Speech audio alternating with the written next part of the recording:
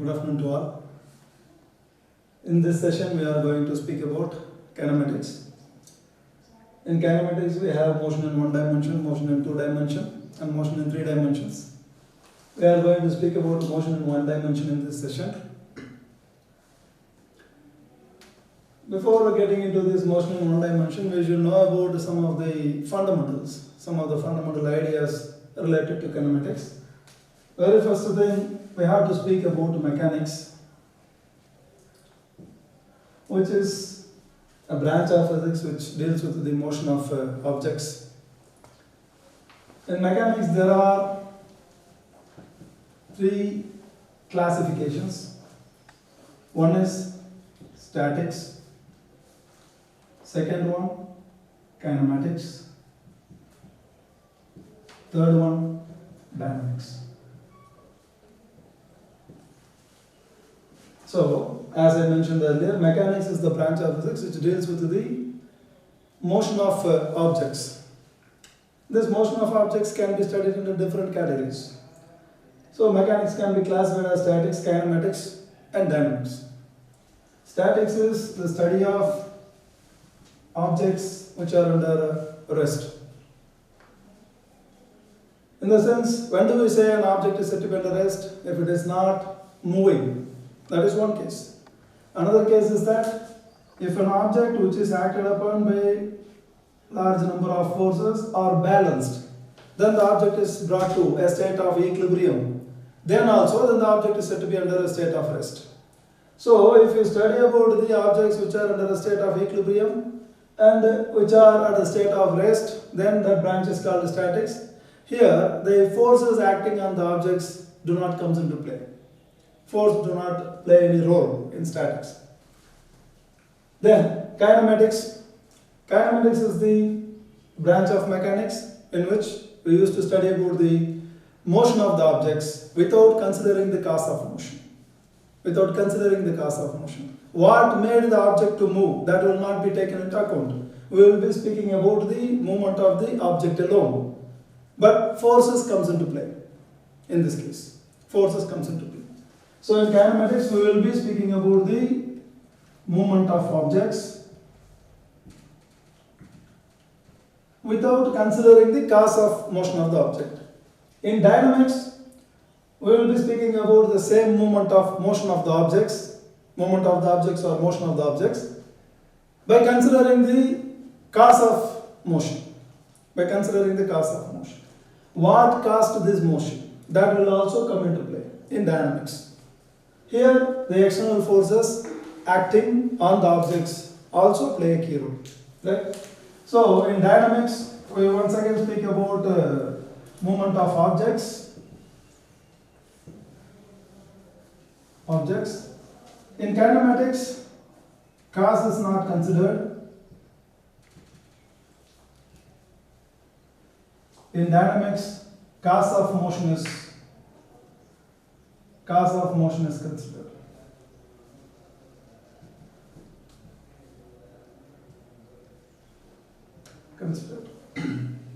So this is about statics, kinematics and dynamics.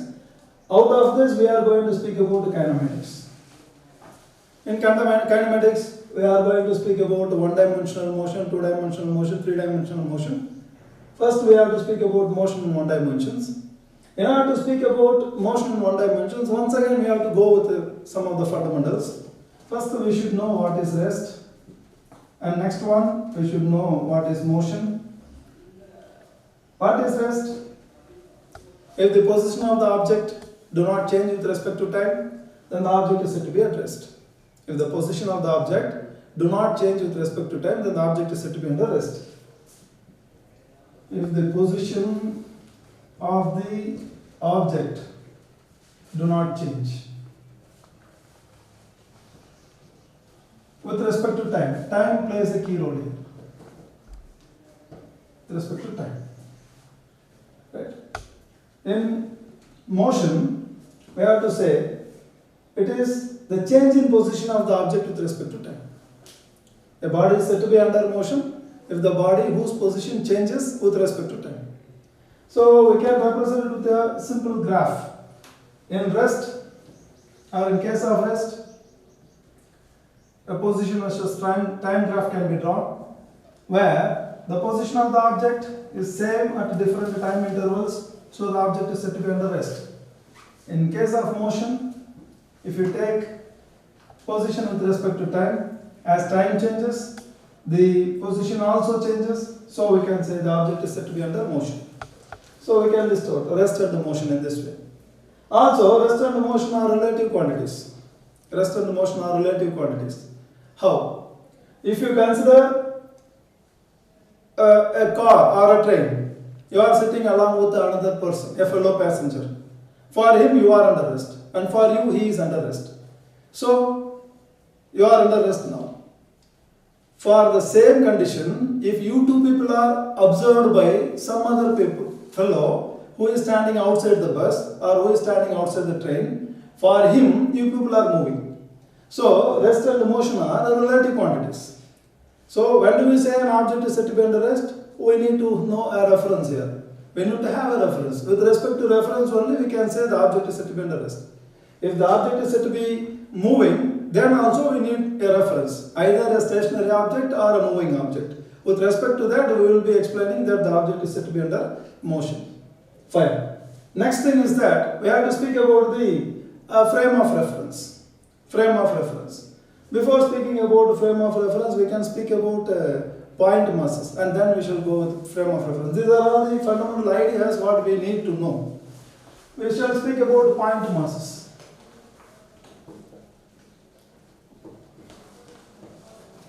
What is the point mass? If the dimension of the object is supposed to be very small when compared to the distance covered by the object, then the object is supposed to be a point mass. For example, you consider a planet Earth. Planet Earth is said to be moving. When compared to Sun, the distance of planet Earth is very large when compared to the dimension of Earth. So Earth whose dimension is small, the distance of Earth from Sun is very large. So when comparing the dimension with respect to the distance, Earth can be considered as a point-sized object. Even a star can be considered as a point-sized object. Right? Then next thing is that we can go with the next idea. Point mass is very simple. If the dimension of the object is very small when compared to the distance of the object or distance covered by the object, then the object can be considered to be a point mass. This same idea is applicable for point charges also in electrostatics. If the dimension of charge is much smaller, then we can speak about point masses or point charges.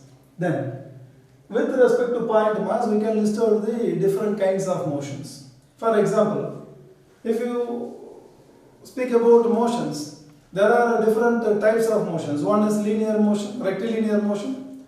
In rectilinear motion also we have another terminology called translatory motion. What is the difference between rectilinear motion and translatory motion? Also, there is one type of motion called circular motion. Along with circular motion, there is another kind of motion, rotatory motion. Oscillatory motion is there. Along with that, vibratory motion is there. If you look at it as a plain statement, then all the kinds of motion seems to be similar, but there is a marking difference between these two. What is the difference between rectilinear motion and translatory motion? If the movement of point mass is measured with respect to time, then it is said to be rectilinear motion. If you speak about the whole movement of a body in which all the particles of the body move simultaneously through equal distances in equal intervals of time, then we can say then the body is undergoing a translatory motion along a straight line. A rectilinear motion here refers to a straight line motion. If a point mass or a particle tends to move along a straight line, then it is called a rectilinear motion. So, based on point mass, we can speak about the types of motion. One is rectilinear. Another one translatory. Movement of point masses in straight line is rectilinear motion. Movement of the whole body in a straight line is translatory motion. When you say the whole body is said to be moving, then each and every particle which maketh the mass, the entire whole mass of the body is said to be moving. So we can consider if a car is said to be moving or any block is said to be moving, all the point masses tend to move through equal distances in a given time duration. Then we can say the object is said to be undergoing a translatory motion. Right? In the same way, we can speak about circular motion and rotatory motion. What is the difference between circular and rotatory motion?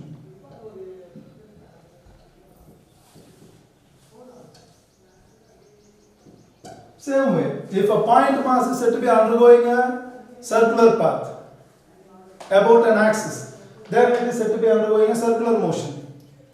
In rotatory motion, if the whole body, which comprises of all these point masses, undergo a simultaneous movement of circular motion about a particular axis, then it is said to be a rotatory motion.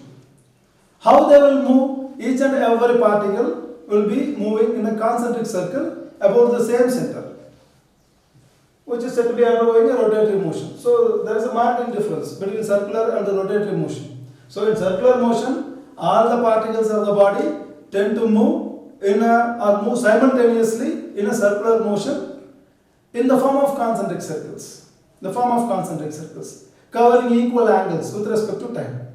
Then we can say the object is said to be undergoing a rotatory motion. For example, a merry-go-round. A merry-go-round.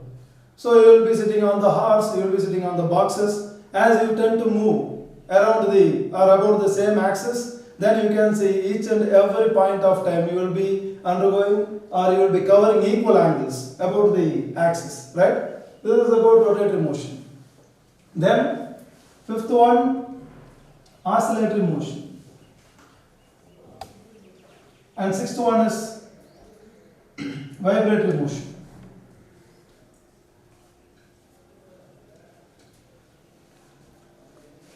If a point mass or a point-sized object is assumed to be undergoing a to and fro motion or a back and forth motion about its mean position, then the body is said to be undergoing an oscillatory motion.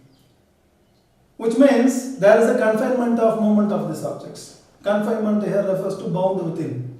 So a particle which is undergoing a to and fro motion cannot move beyond some extremities. If such kind of motion takes place, then the motion is said to be an oscillatory motion. So the to and fro motion of a body about its mean position is called an oscillatory motion. In a simple terminology I am saying. What is vibratory motion? If you go in deep in terms of microscopic particles, if the microscopic particles undergo same kind of to and fro motion or back and forth motion about the mean position, then such kind of motion is said to be vibratory motion. So oscillatory motion and vibratory motions seem to be similar. There is a marking difference, right? So if microscopic particles are considered, if they tend to move to and fro about their mean positions, then such motions are said to be vibratory motions. So of all the six motions, rectilinear, circular and oscillatory motions, they tend to relate with the point-sized masses. In general, a particle or point-sized mass. And a translatory motion, rotatory motion, vibratory motion, they are all dealt with bodies, which are made up of point-sized masses. This is the frame of reference. It is a set of coordinate axes which defines the position of a particle in a 2 or 3 dimensional space, even in 1 dimensional space, in 1 or 2 or 3 dimensional space. A set of coordinate axes along with a clock, which is used to define the position of an object in 1 or 2 or 3 dimensional space, is called a frame of reference. So it refers to a set of coordinate axes. Set of coordinate axes or axis, which defines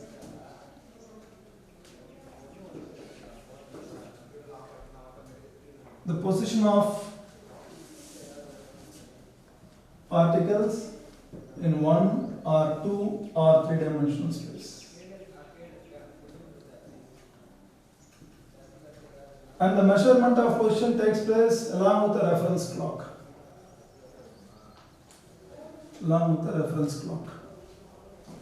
So we can say here, in order to describe the position of an object, we need 3 coordinate axes. The very simplest form of coordinate axis is the Cartesian coordinate system.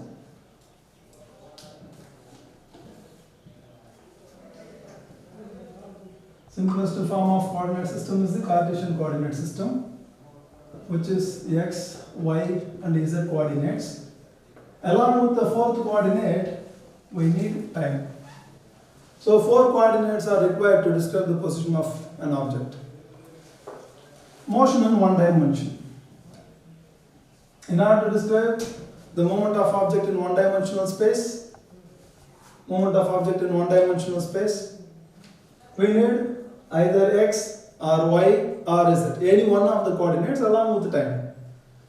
For example, I am considering x coordinate.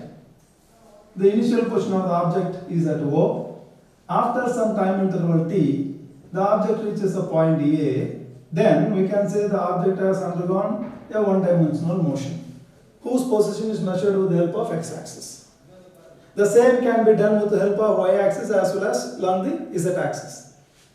Example for a motion in 1 dimension is movement of a train along a track or movement of a car on a narrow road. These are all very simple examples for motion in 1 dimension. If you speak about motion in 2 dimensions, we need 2 out of 3 coordinate axes. I am taking x and y. In order to describe the position of the particle P, then I need 2 coordinates x and y. Because I am taking xy axis, so I need minimum 2 coordinate axes to describe the position of the particle. So I can say the point P or the particle P is at a distance small x from origin and small y from the origin. So I can mark it as P of x comma y. So I am describing the position of the particle as P of x comma y, and this happens in a time interval t. Initially, if you consider the object is at O, after some time interval, the object is moving in a xy plane, then we can say the position of the object in the xy plane can be described with the help of x and y coordinates. I am specifying the position of the object as P of x comma y. Right? I need 2 coordinate axes here. If I consider a 3-dimensional motion, before that, for example, the example for 2-dimensional motion can be simply explained like a snake which is moving over a floor. A snake which is moving over a floor. On a plane surface, whatever is moving is said to be under 2 dimensions. Is said to be under 2 dimensions. In a 3-dimensional motion, we need all the 3 coordinate axes.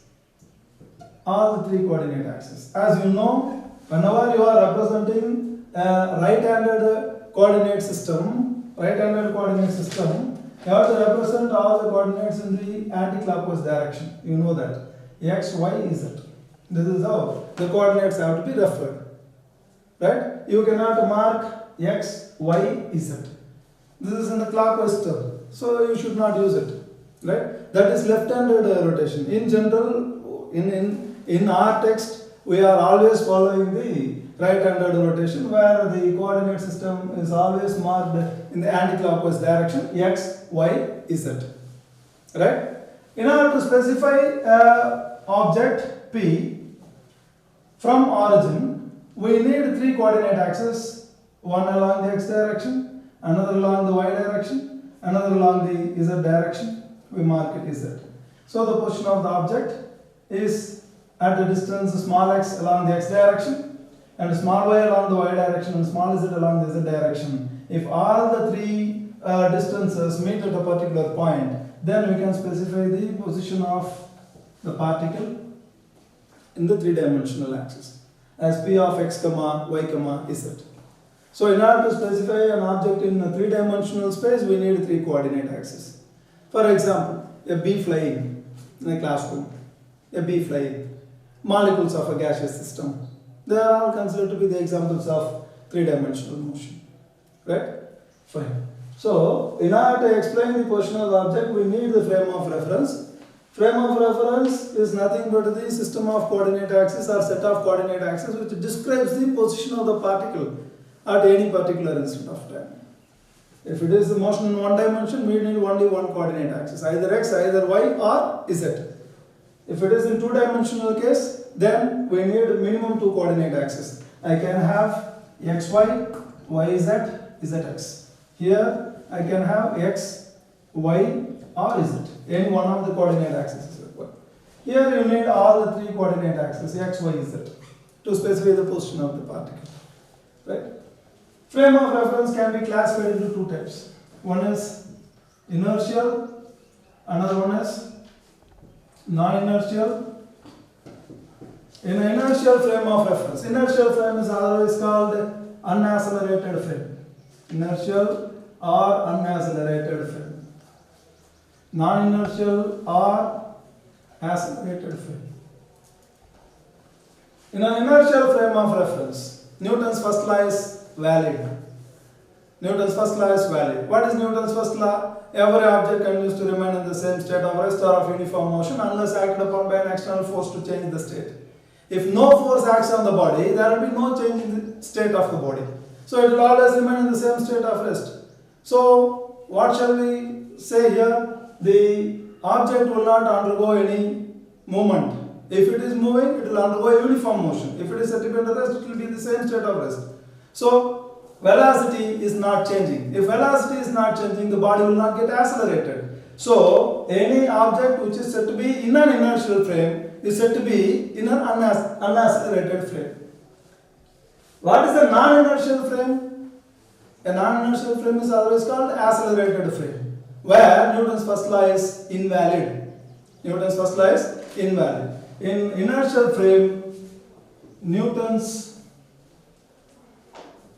first law is valid. In non-inertial frame, Newton's first law is invalid. So, no force will be acting on the object, but it will get accelerated. If it is the case, then the body is said to be in a non-inertial frame or accelerated frame. Non-inertial frame or accelerated frame. No force will be acting on the object, but the object tends to move. Object tends to get accelerated. Then such frames are called non-inertial frames or accelerated frames. In order to understand the difference between inertial and non-inertial frames, we can have a simple example. I can consider Earth as a simple frame of reference, with which I can explain inertial and non-inertial frame. Consider Sun is at the center of the planetary system. Earth is said to be moving. Earth is said to be moving in a nearly circular orbit. Earth undergoes a nearly circular motion as well as its own rotatory motion. So Earth rotates about its own axis, also it revolves around the Sun. Right? As the Earth is said to be moving, at each and every position of Earth, its velocity will be changing. If I say its velocity is changing, what exactly will be changing? Is its magnitude or direction? Direction alone will be changing. Because I consider this orbit to be nearly circular. In nearly circular orbit, radius will not change. The position vector is always perpendicular to the velocity vector. So work done is always 0, which means force is not acting over there. So we can say the magnitude of velocity remains constant. Direction of velocity is changing at each and every point of its path. Right from this Earth, if an observer is observing the motion of any other object other than Earth, which is taking place in the outer space, then we can say with the change in velocity, the observer is moving along with the Earth and he is undergoing an observation on the objects. Then we can say this frame of reference, Earth, now behaves as a non-inertial frame. Why? Because there is a change in the velocity. Change in velocity brings out acceleration. Without the force, there is an acceleration taking place in the movement of Earth. So we can say an accelerated frame or a non-inertial frame. So Earth can be considered as a non-inertial frame if this Earth is assumed to be a frame of reference. Keeping this as a frame of reference, if you observe objects outside Earth. If you observe objects outside Earth or observe the motion of the objects outside Earth, then we can say this Earth is supposed to be a non-inertial frame because it is getting accelerated. If you observe any moving object on the surface of Earth, by staying on the surface of Earth, you are on the surface of Earth. From the same Earth, you are observing some object which is under motion. Now, the Earth is considered to be under rest. Earth is considered to be under rest. So, we can say the velocity is not changing. If Earth is said to be under rest, it is said to be unaccelerated. Unaccelerated in the sense it is said to be an inertial frame. So, when do we say a frame of reference as an inertial frame? And when will you say that the frame of reference as a non-inertial frame? If an object is said to be accelerated without any application of forces, then the frame of reference is said to be a non-inertial frame. If it is not at all accelerated, then the frame of reference is said to be an inertial frame. So, inertial frames are the ones in which Newton's first law is valid, and non-inertial frames are the one in which Newton's first law is invalid. Why Newton's first law is invalid here? No force is acting, but the object is said to be accelerated. So, this frame is said to be an accelerated frame. Accelerated frames are non-inertial. So, Earth, whose motion is considered, by considering the motion of the Earth, and we are doing observations about the positions or motions of the object outside Earth, then the frame of reference is said to be non-inertial, or Earth is non-inertial. If you are doing observations on the surface of Earth, then we can simply say the Earth is said to be an inertial frame. Simply I can ask you, if you observe clouds from Earth's surface, what happens? Clouds are supposed to be moving, right? Why it appears to be moving? Because you are moving along with Earth. So Earth is now, they are considered as a non-inertial frame. You are observing a car which is moving on a road. You are standing beside the road. There, the same Earth will behave as an inertial frame. So the behavior of Earth as inertial and non-inertial frames depends upon the observations made from the Earth. Right? Fine. In order to speak about the scalar and vector quantities, we need to know about the origin of position and the origin of time. Let us consider a person which is moving from his home to his office through a road. We can mark it as OX. There are different places through which he is crossing at different time intervals. Let us mark the time interval Ts0 here, Tst1 here, and Tst2 here. Then, these are the different positions through which the person is moving from the origin. We used to call this as the origin of position. Origin of position. He might have come from some other place, but the instant where the movement of an object is going to be studied is considered to be the origin of position. Right? O is the origin of position. And we can say here, this person is taking 2 hours duration to reach the position A. If he starts his journey by 9 a.m., then he reaches this place by 11 a.m. And then from A to B, this is to cover a distance of, let us say, some 100 kilometers. Then an extra 50 kilometers from A to B is covered in, let us say, 1 hour. So the time taken is said to be 12 a.m. Then further 100 kilometers is traveled by the same person in further 2 hours, and he is reaching the position C. This is how the travel is going on. Then we can say here, from the origin, he has taken 2 hours duration to reach the destination A, and 1 hour duration to reach the destination B, and 2 hours duration to reach the destination C. Is it customary to take the origin at this point itself? No. We can take the origin at some other point also. Let us say I can take A also as origin. A also as origin. That's why I have marked time as t equals 0, t equals t1, t equals t2. Why?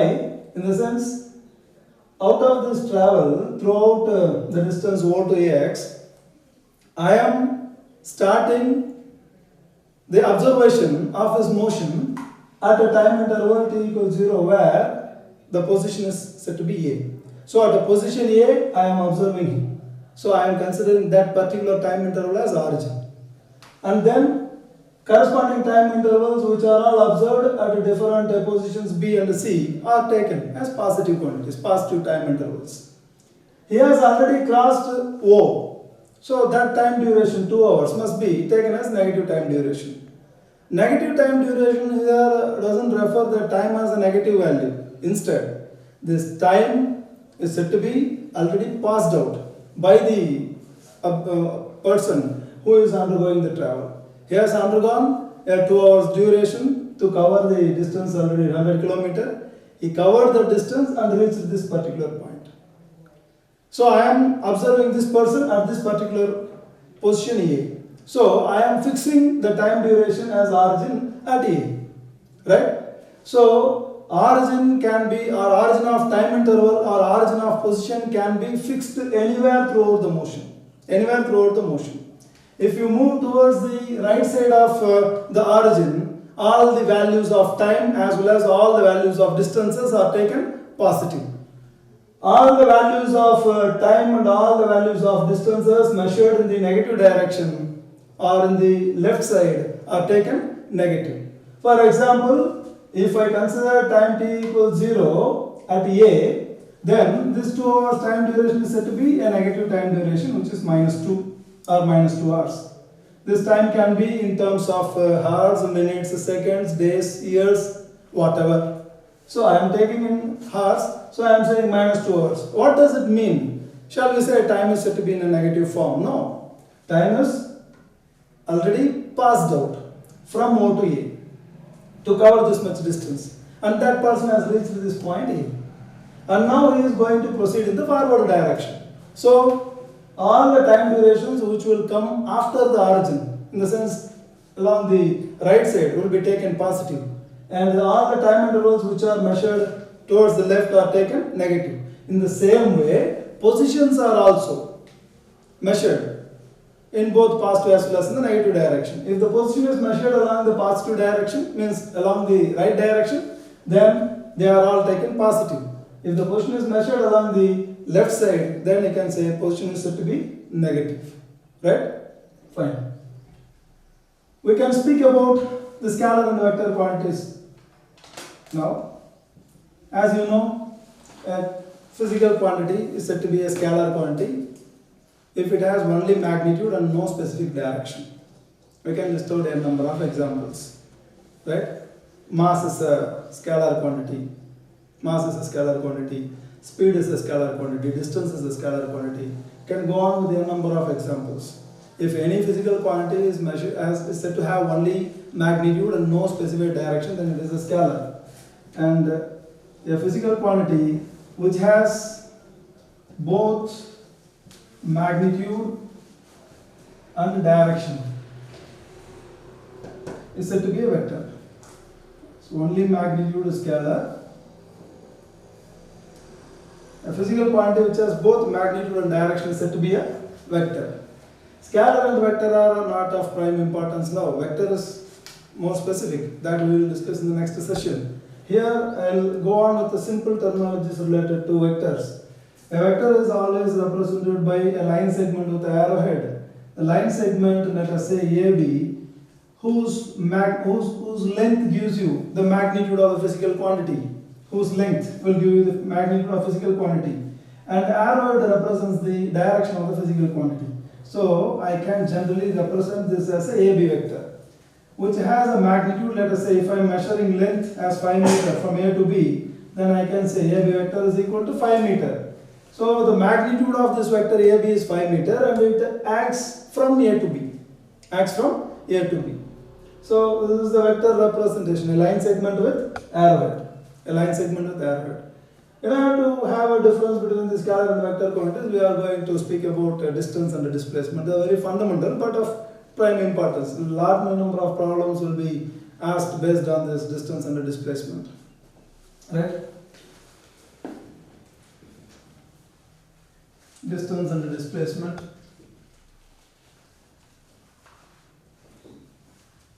Distance is nothing but the path followed by the object between 2 points.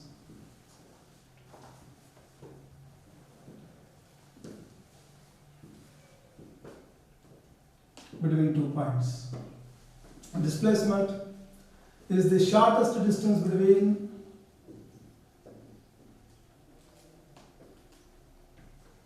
the initial and the final positions of the object.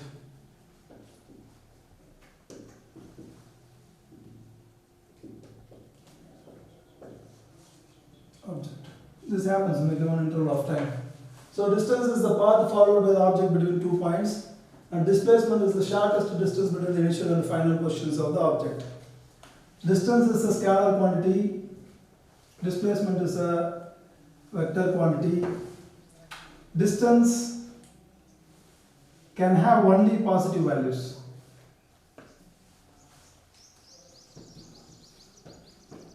Distance can have only positive values.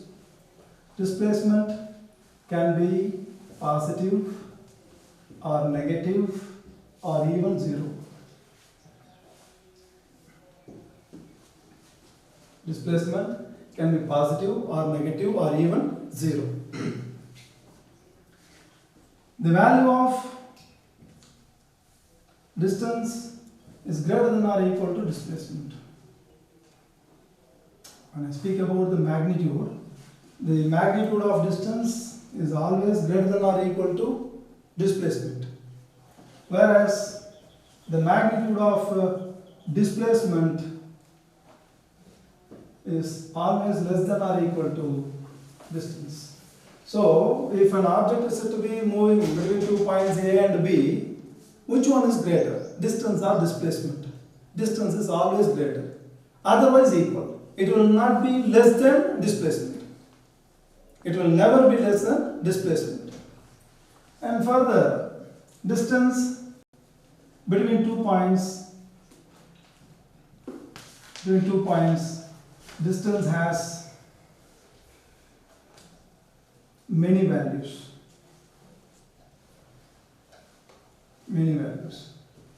Whereas displacement has a unique value between 2 points. Displacement has a unique value between 2 points. So, when you speak about displacement, it will have only one value. When you speak about the distance, it has so many number of values depending upon the number of paths taken by the object. So, this is of the simple list which distinguishes between distance and displacement, right? So, distance is the path followed by the object between 2 points. Displacement is the shortest distance between the initial and the final positions of the object. When you speak about the displacement, when you measure displacement, displacement is always measured between the final and the initial positions. When going on with the measurement, you have to measure as xf minus of xa. So final position minus initial position will give you the displacement, right? When measuring the direction, you have to go from initial to final position.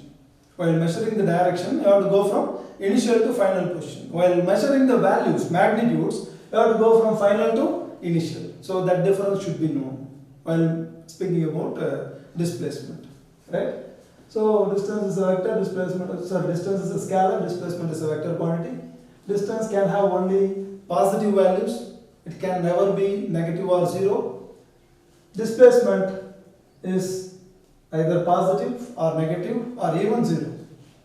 Distance is always greater than or equal to displacement. Displacement is always lesser than or equal to distance.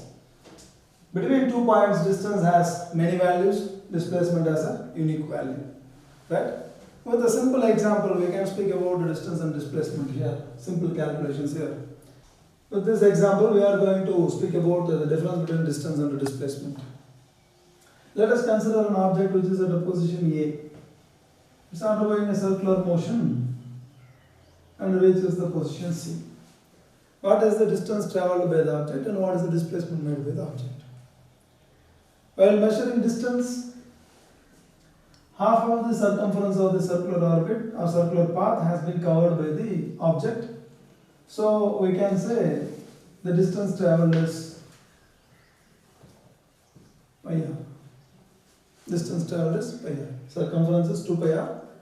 Half of the circumference is covered by the object from A to C. So distance traveled is pi r. What is the displacement? As we have seen, it is the distance between the initial and the final positions of the object. Initial and the final position is AC. This is the shortest distance. So this one is R and this one is R. The total distance covered is 2R. So displacement is 2R. Displacement is 2R. Now, if the same object is reaching the position D, what is the distance traveled? This is pi r by 2. This one is pi r by 2. This one is pi r by 2. This one is pi r by 2. So it has covered 3 quadrants, right? So the total distance covered is 3 pi r divided by 2. What is the displacement? Displacement. As once again we mentioned, it is the shortest distance between the initial and the final positions of the object. So shortest distance between A and D is this one. A and D is this one. So by applying Pythagoras theorem, we can say AD square is equal to AO square plus OD square, right? AO square plus OD square. So R square plus R square, so 2R square. AD square is 2R square. AD is root 2 times that of R. So displacement is root 2R. Displacement is root 2R. So a simple example, the difference between distance and the displacement. In the same way, they will be asking you a question like this. A person who is running on a circular track is completing 7 rounds. Completing 7 rounds. What is the distance covered by the person? What is the distance covered by the person? It is 7 into 2 pi r. 7 into 2 pi r, 14 pi r. What is the value of displacement? I mentioned that the person is completing 7 rounds. So the starting point is A, and he will be completing one circular motion or one round after reaching it. In the same way, he will be completing 7 rounds. So finally, he will be there at the point A itself. So what is the shortest distance between these 2 points A and A? Initial and final position 0. So displacement made is 0. Displacement made is 0. If a person who is running around the circular track is completing 3.5 rounds, 3.5 rounds, what is the distance covered and what is the displacement made? What is the distance covered and displacement made? If he is covering or if he is completing 3.5 rounds, then we can say the distance travelled is, for one complete round it is 2 pi r. For 3 rounds it is 3 into 2 pi r, 6 pi r plus extra pi r. So 7 pi r. So the distance travelled by him is 7 pi r, and the displacement made by him, displacement made by him is said to be 2r. Displacement made by him is 2r. Shortest distance, once again, after 3.5 rounds, he will be at the point C. Shortest distance between A and C is 2r. So we can say here displacement has unique value, but distance has many values. So you can also have this example. For example, I can consider 2 points A and B. I can reach the point B straight away from A to B. Here the distance travelled and displacement made both are equal in this particular case. Whereas a person who is taking different paths, let us say A, B, C, or otherwise I can mark P, Q, R, be the different paths through which a person is travelling from A to B. Here the value of P will be somewhat different when compared to Q, and then it will be different when compared to R. So distance has 3 different values here, whereas displacement has a unique value which is R. That's all. Because that is the shortest distance covered by the person from A to B. So displacement is unique, right? Displacement has a unique value. Whereas distance traveled has 3 different values. That's why I gave the statement. Between 2 points, distance can have any number of values, but displacement has a unique value, right? Fine. This is about distance and displacement. Now we have to speak about the speed and velocity. Speed being a scalar and velocity being a vector. While speaking about the speed and velocity, in speed there are 4 different types of speeds. One is uniform speed, another one variable speed, another one average speed, another one instantaneous speed. In the same way, when you speak about velocity, uniform velocity, variable velocity, average velocity and instantaneous velocity. So we have to list out what are they, right? Now we shall speak about speed and velocity.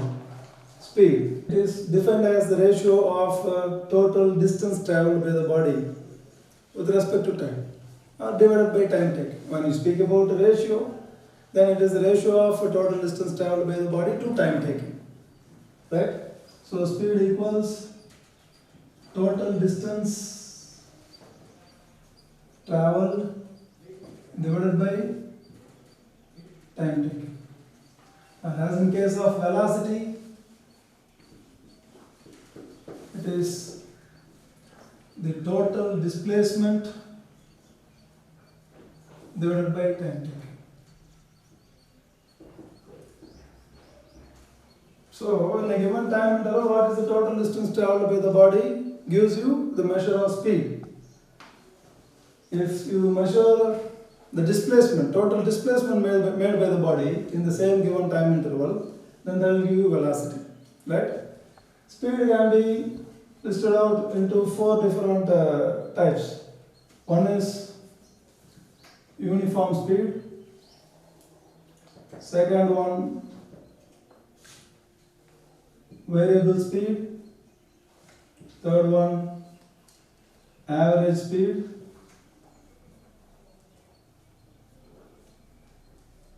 then fourth one instantaneous speed.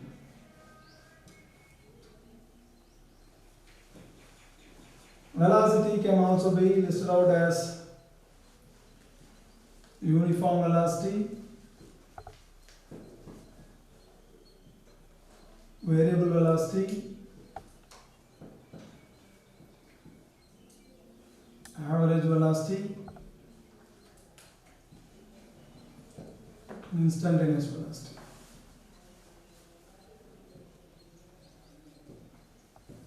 Instantaneous velocity. What is uniform speed? If the object covers equal distances in equal intervals of time, then the speed is said to be uniform speed. If the object covers equal distances in equal intervals of time, however small the intervals of time may be, then the speed is said to be uniform speed. What is variable speed? If the object covers unequal distances in equal intervals of time or equal distances in unequal intervals of time, then the speed is said to be variable speed. What is average speed? Average speed is defined as the ratio of average distance covered by the body with respect to time, or average distance covered to time taken. That will give you the average speed of the body. So whenever you speak about average, you have to go for a change in value. Change in the value of distance travelled with respect to time. I can refer to it as delta x divided by delta t. Delta x divided by delta t. Delta x by delta t is nothing but x2 minus of x1 divided by t2 minus of t1. Which means if an object is at a position x1 at a time interval t1, after a time interval t2, the object displaces or covers a distance x and reaches another position x2. Then we can say the change in distance is x2 minus of x1 in a time interval t2 minus of t1. Then the change in distance with respect to change in time is the average speed. Right? Then instantaneous speed. What is instantaneous speed? Here you need to have some fundamental and basic mathematical knowledge. Simple. If a limit is introduced to say that the time interval delta t tends to become 0, then we can say the speed measured at any particular instant is called instantaneous speed. The speed measured at any particular instant is called instantaneous speed. How can we get instant? By introducing a limit delta t tends to become 0. Here we should know the difference, marking difference between an interval and instant. Interval is delta t. Instant is that time itself. So what does this delta t refers to? Delta t tends to become 0 refers to. This is a limitation. What is this limitation called? I have to write limit of delta t tends to become 0, delta x divided by delta t will be equal to dx divided by dt. Will be equal to dx divided by dt. So what exactly happens is that the average speed is transformed to instantaneous speed when you introduce the limit delta t tends to become 0. Right? Interval gets transformed to instantaneous. So I can give out a simple example here. AB is the distance. Some object is moving with the velocity or moving with the speed v. T1 is the time interval at which the object is starting its motion, and T2 is the time interval at which it ends. Right? This interval can be represented as delta t, and the distance covered can be referred to as delta x. Right? If I minimize this distance, then also I can write T1 and T2 be the intervals, and this is once again delta t be the time interval, corresponding distance is delta x. As I keep on reducing the time interval delta t, then T1 minus T2 minus of T1, this interval keeps on decreasing, right? At one particular point, this is the point where this T2 minus of T1, which is nothing but delta t, tends to become 0. Delta t tends to become 0. The next step is the interval will become 0. Time interval will become 0. Right? So at this particular condition, what is the distance traveled? If you measure that distance, that will give you the instantaneous speed. So delta x by delta t gives you an interval which is nothing but the average speed. If a limit delta t tends to become 0 is introduced, it means you are approximating it as the time interval reduces, gradually decreases, and finally is going to become 0. Right at that point. So the next step is 0. That is the meaning. Delta t tends to become 0. At that point, it will possess some value. So that will give you the instant, because it will get a unique value.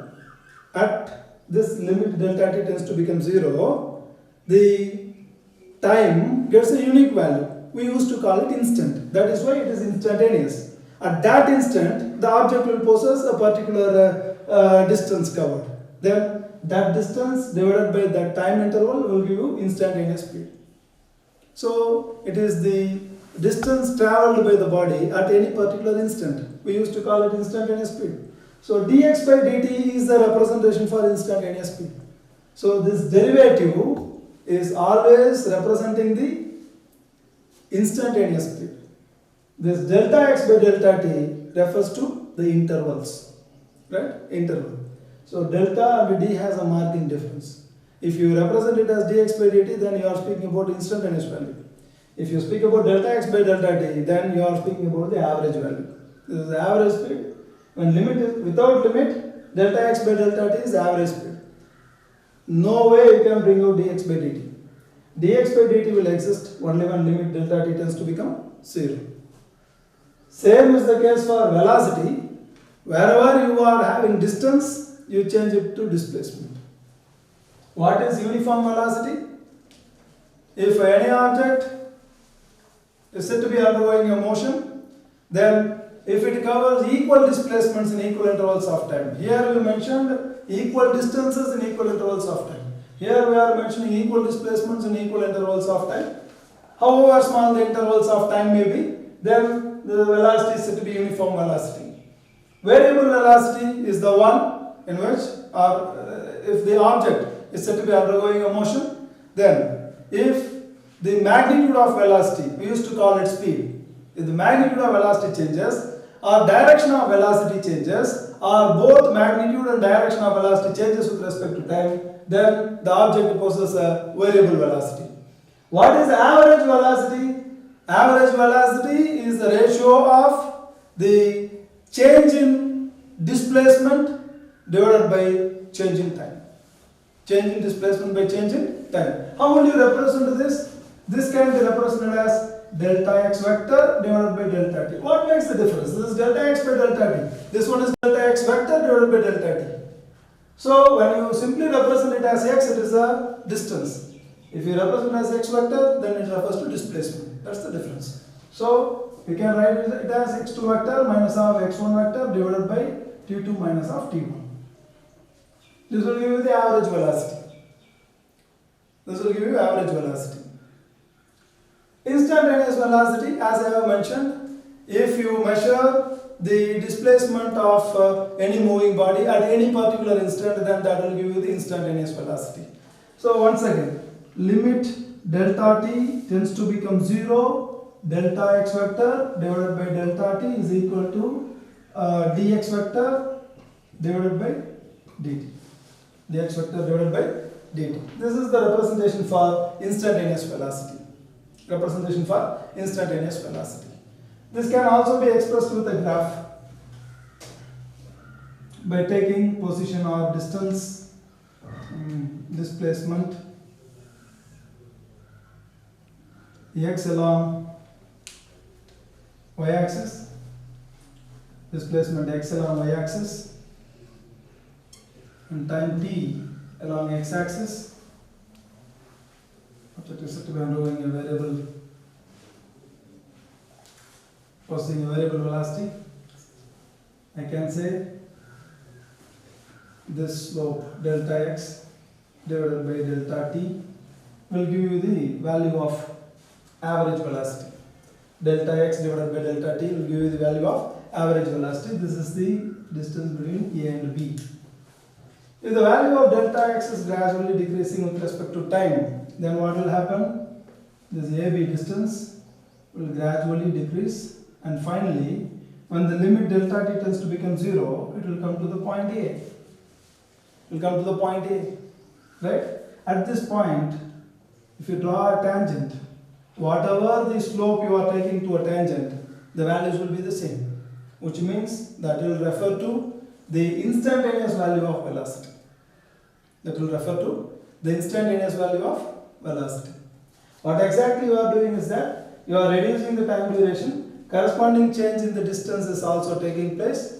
When delta t tends to become 0, if this interval tends to become 0, then what will happen? I am gradually decreasing the time interval.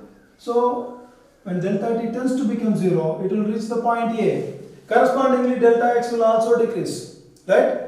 Delta x will also decrease, delta x gradually decreases, and finally it will also reach the same point A. So at this particular time interval, I have a particular position value, particular displacement value, right? So that will give you the instantaneous value of velocity.